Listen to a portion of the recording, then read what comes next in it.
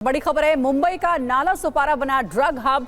नाला सुपारा में नाइजीरियाई ड्रग्स का अड्डा देखने को मिला है। वसई क्राइम ब्रांच ने नाला सुपारा से नाइजीरियन को किया था अरेस्ट। पुलिस ने 11 करोड़ के ड्रग्स जब्त किए हैं। नाइजीरियन की गिरफ्तारी के बाद एनसीबी की रेड पड़ी है।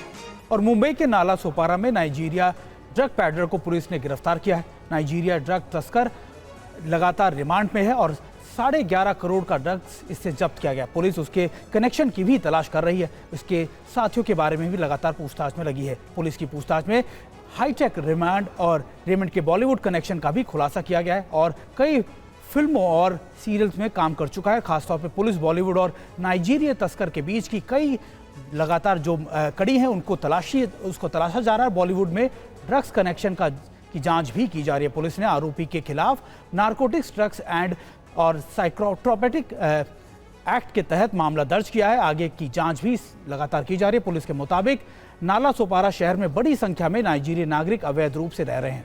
और मुंबई के नाला सोपारा में ड्रग पैडलर डाइक रेमंड जहां से गिरफ्तार हुआ, वहां से TV9 की टीम की ग्राउंड रिपोर्ट आप देखिए। नाला सोपारा से हमारे संवाददाता जयप्रकाश सिंह की रिपोर्ट। वसई के उस महेश अपार्टमेंट में है जहां पर वो नाइजीरियन पकड़ा गया। यही वो फ्लैट है जिसके अंदर नाइजीरियन रहता था। नाइजीरियन का नाम डाइक रेमंड है और इसका एक दोस्त दूसरा जो है इग्वे मुआ, वो फरार है। इसी फ्लैट के अंदर क्राइम ब्रांच की टीम ने इस नाइजीरियन नागरिक को पकड़ा है जो ड्रग पैडलिंग का काम करता था और ड्रग पैडलिंग का काम करते हुए वो यहाँ आसपास और कई नाइजीरियंस के उसके जो पैडलर्स हैं उनके संपर्क में था। एक बड़ी बात यह है कि इस नाइजीरियन के पास एक चाबी मिली जिसकी जानकारी मिलने के बाद क्राइम ब्रांच की टीम यहां पर पहुंची है। Crime branch unit 2 Vasai Virar की टीम यहां पर है और ये ऊपर के फ्लैट की तरफ जा रही है। पूरे इन्वेस्टिगेशन में दो महत्वपूर्ण बातें सामने आई हैं कि ये जो नाइजीरियन आरोपी है, ड्रग पैडलर है, ये फिल्म में भी काम कर चुका है। तो फिल्म में कितने और लोगों से के संपर्क में ये था, इसकी जानकारी क्राइम ब्रांच की टीम बटोर रही है। ये जो काले रंग का दरवाजा है, इसी दरवाजे के अंदर ये जो एमडी है 22 किलो 865 ग्राम का एमडी ड्रग्स मिला है। इसके अलावा 48 ग्राम कोकीन मिला है। तो कुल मिलाकर 11 करोड़ 58 लाख रुपए का ये पूरा जो ड्रग्स है वो वसई विरार क्राइम ब्रांच ने जब्त किया है। और इस मामले में जो फ्लैट के ओनर हैं उसे भी आरोपी बनाया गया है, वो भी फरार है। और जो नाइजीरियन है इसका जो पकड़ा गया है उसका एक दोस्त जो नाइजीरियन नागरिक है वो भी इस मामले में फरार है, इग्वे नुबा। और इसके अलावा ये भी बड़ा जो डैन है, ये जो वसई विरार का इलाका है, यहाँ पर बहुत बड़े पैमाने पर नाइजीरियन रहते हैं।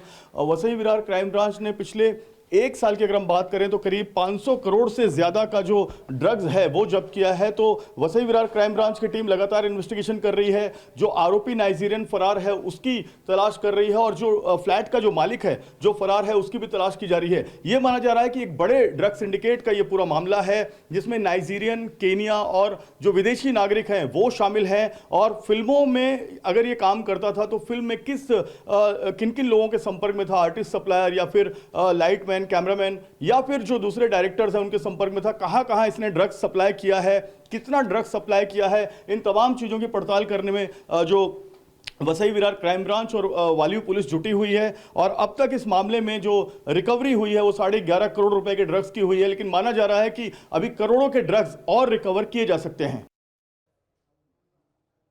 तो सैकड़ों करोड़ के सिंडिकेट का शक मुंबई पुलिस को है। गिरफ्तार नाइजीरियन का बॉलीवुड से कनेक्शन भी सामने आ रहा है। एसीपी मदन बल्लाल ने इसे लेकर बड़ा खुलासा किया है। कहा है कि फिल्मों में यह ड्रग तस्कर काम कर चुका है। बॉलीवुड कनेक्शन की जांच भी मुंबई पुलिस कर रही है।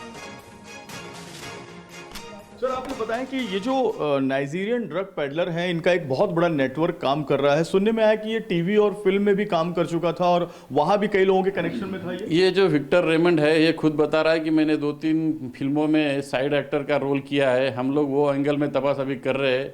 ये सच बता रहा है कि क्योंकि हो सकता है इसने कुछ फिल्म में काम किया हो सकता है क्योंकि इसका बिल्ड अच्छा है। तो इसको कुछ साइड एक्टिंग के लिए कुछ विलन का काम मेरा ऐसा नज़र में आ रहा है।